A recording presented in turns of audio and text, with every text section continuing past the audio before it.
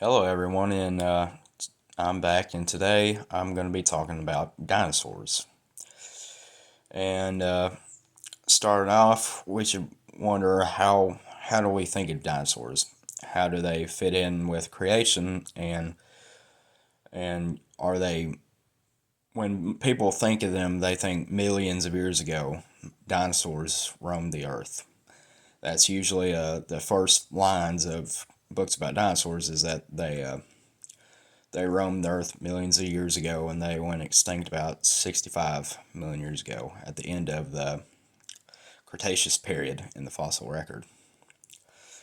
And begin with, we all can agree that on day 5, land animals, no, not day 5, day 6, land animals were created along with humans, and dinosaurs are land animals.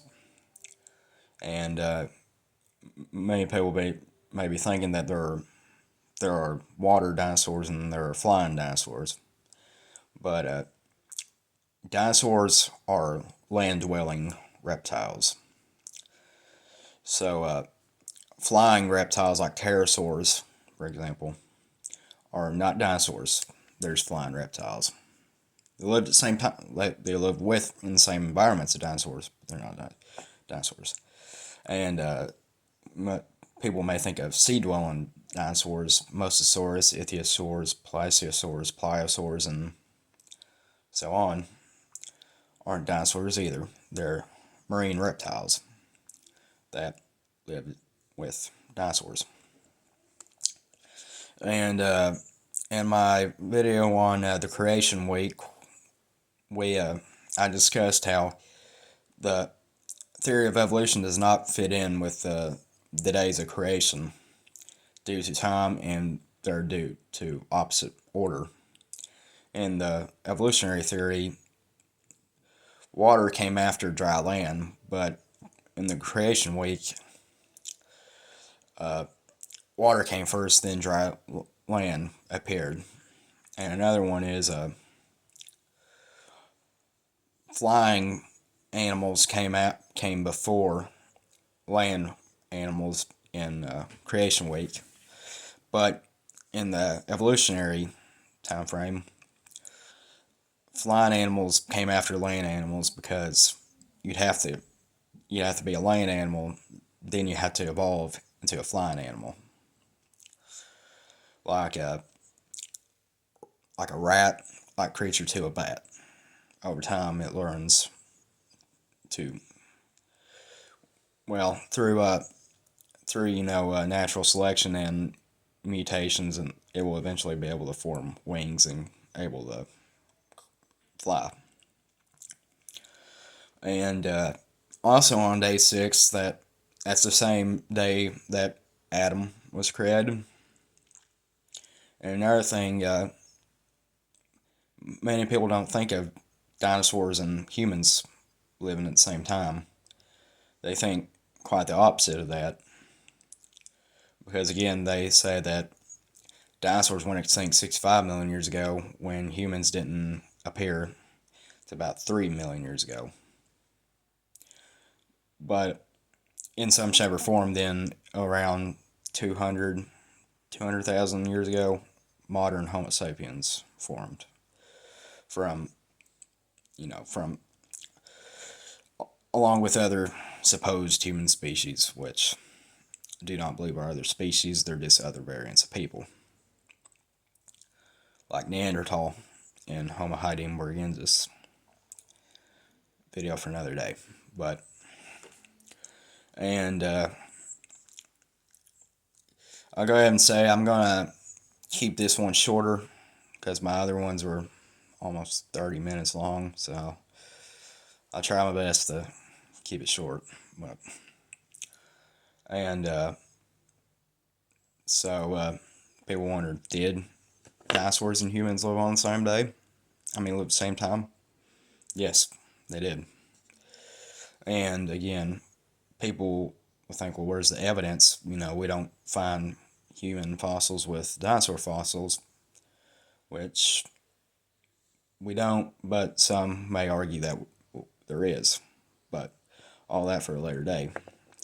And there is evidence for it, but the evidence would have been is from after the flood, because all evidence of life before the flood, aside from the fossil record of evidence of humans before the flood, is destroyed and gone forever. And there is evidence in carvings, paintings, cave paintings, to be specific. And you got oral traditions, dragon legends, and that's our evidence of human and dinosaur coexisting with each other. And again here, and many people will wonder, are dinosaurs mentioned in the Bible if we lived on the same day and were created on the same day? Now, it started off, the word dinosaur was not a word until 1841, coined by Sir Richard Owen, who, believe it or not, was actually a creationist, not an evolutionist. You know, you hear evolution in the same sentence with dinosaurs most of the time. And, dinosaur is Greek for tyrant. No. Tyrant Lizard King's what Tyrannosaurus Rex means. But, forgot what dinosaur means in its original Latin word. I'll think of it, I'll say it. But, and let's see here. And more evidence for dinosaurs and humans living together is, I mentioned cave paintings, but there's one in particular in, the Southwest of a painting that looks to look like a Apatosaurus. Or, if you don't know what kind of dinosaur that is, think of long-necked dinosaur. Herbivorous long-necked dinosaur, that. And that's just one out of several. There's another one in, there remains of a city in Angkor Wat, Cambodia, that looks a lot like a Stegosaurus. You may know what that one is, because that's one of the more popular kinds. And since I brought up kinds of dinosaurs, there's about 60 to 85 kinds of dinosaur. Kind is the equivalent to family. The Hebrew word for kind, Brahmin, is equivalent to the family in the taxonomic order. And, some creation paleontologists are kind of agree to disagree on what should be classified as a kind. Field of study is baraminology, and again, dinosaurs would have been taken on the ark, and they would have two of each kind. And here is where I'll tell you, when people think of dinosaurs, they think of big, huge reptilian animals. How could you fit them in an ark? Especially because the Dreadnoughtus was the largest land animal, and it happened to be a dinosaur, sauropod dinosaur, long-necked. Think of that. And and they weren't the only kind of sauropod. There was others, and they grew just as big. How could you fit them? Plus, Tyrannosaurus Rex, plus Triceratops, Stegosaurus, and so on. Noah wouldn't have put them on there, or God wouldn't have sent them to Noah. that big. He would have sent them as babies for that, because when they're babies, they're not as, they're nowhere close to being as big as they are when they're adults. And dinosaurs, being reptiles, they don't stop growing, so they grow all their life, unlike humans, for example. And also, whenever they would have gotten off the ark, they would have more time to spread out and multiply. But for another day, the dinosaurs were quickly kind of picked off due to the ice age and probably hunting, and that's where dragon legends come in being, because knights slaying dragons and all that. So that should be a good idea that they were hunted by humans and all around the world. And on Dragon Legends, I'll say this about them. Like Flood Legends, they're all across the world too. So which you should come to the conclusion that there was these giant reptilian beings that roamed the earth, and just as there was a global flood that killed them, most of them. But I'll end it on there. More of it, I'll put more videos on describing particular evidences, whether it be cave painting or sculpture and dragon legends. And I'll do another one on flood legends. If you actually count, some people have different numbers, but there's over 200 flood legends from around the world. And I'll do videos on them, on particular flood legends, whether it be in Mesoamerica or I already did a couple on the Near Eastern flood legends, particularly Babylonian.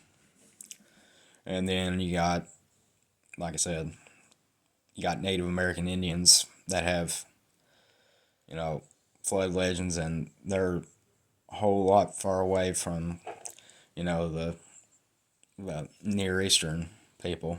So, and I also mentioned that, many people like to think that the Genesis count is copied from the Epic of Gilgamesh, but since it's older, and then, I wonder, did the Native American Indians copy Epic of Gilgamesh too? Because,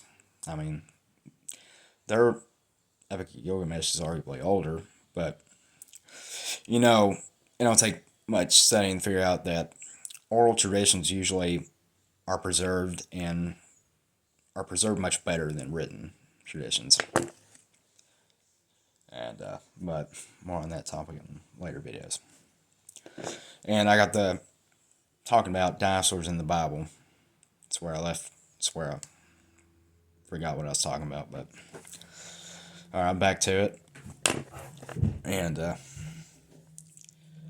I was stating that the word dinosaur is not in the Bible, because dinosaur wasn't a word until 1841. But, you will read about creatures that do match dinosaur-like appearance. And one of those is the behemoth. You can find them both in you'll find them both in the book of Job. Job chapter 1. Not chapter 1. Job chapter 40 and Job chapter 41, back to back.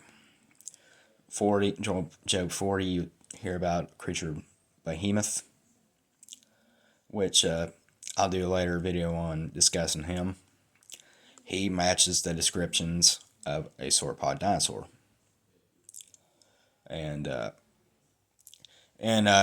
go ahead and say this, that Job is being questioned by God in this range of chapters, because Job was kind of, he had lost all of his family, all of his livestock, all of his, everything he had, and also he was diseased, and he had friends who weren't helping him out. You know, they were saying you had to have done something, for all this to happen to, because that was common belief back in the day that something bad happened to you, you did something wrong. No. But before the other one I'm going to tell you is a creature called the Leviathan. He is mentioned in other. That's not the only time he's mentioned. Like, he was mentioned back in Isaiah 27:1, saying that in that day God would slay the Leviathan with his sword. And, I mentioned it in my last video. And you'll read that there's several different types of Leviathan, not just one kind. And he's not, the word Leviathan is not just used in biblical literature, it's also used in Canaanite, and there's other names for him all across the world, but that's what he's called in biblical and Canaanite, and Tiamat's what he's called in, what she's called in Babylonian, Sumerian. But now, there's a lot of debate on what is Leviathan that's being talked about in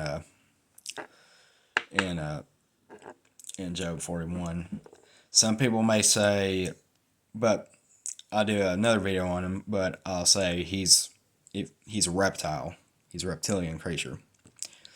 And so, a sea-dwelling reptilian creature.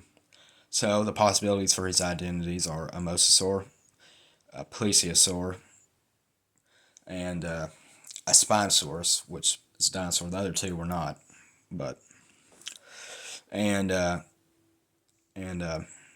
some even think that he may be a T-Rex, but I don't really agree with that. And other two are I'm really gonna butcher the names, but Perussasaurus. It's a big crocodile, that extinct crocodile, and that is 20 times larger than the saltwater crocodile, the largest crocodile alive. And then some would say, and then there's other two possible crocodile-like creatures. Deinosuchus is one, and I can't think of the other one, but they all would have lived in the same time frame as with dinosaurs, but the Plesiosaurus would have came after. That one would have been post flood. All right, and again, I'll do other videos. I'll do another video on them, but I'll leave it there, and I'll wrap it up here in a few minutes by saying, and there's in the book of Isaiah, I don't remember exactly where, but he talks about reptilian winged serpents, which sounds a lot like pterosaurs or pterodactyls. And Herodotus, the Greek historian, first historian, he describes the same type of creature in Egypt in his writings, History of Herodotus. And I probably won't do a video on him, but I'll probably mention him again. And then there's the Jewish historian Josephus. He describes the same type of creature. He gives extra information on, Jewish history. He was first century Jewish historian. He lived during the early days of the Roman Empire. And he mentioned, winged serpents. The people, the exodus out of Egypt, he describes how the Israelites had to keep their heads covered so the winged serpents wouldn't, get them. say at least. What? And what else here? And I said also that evolution and dinosaurs are often in the same sentence. You know, you know, like most of the books on dinosaurs or documentaries on dinosaurs. Well, all of the documentaries on dinosaurs, but not all the books on dinosaurs are written by evolutionists, and they're put in the time frame of 65 million years ago to I want to say 170 million years ago, because dinosaurs show up first in the Triassic layers during now dinosaurs are in Triassic, Jurassic, and Cretaceous layers. So are all of them would have been during the flood. They would have been pre-flood. And again, you got post-flood dinosaurs or dragons. But I'll go ahead and wrap it up here. Let's see here, 21 minutes. It's a little shorter, but than my last ones. But all right, future videos will be coming up of Behemoth and Leviathan and other evidences of dinosaur and human coexisting with each other. Goodbye.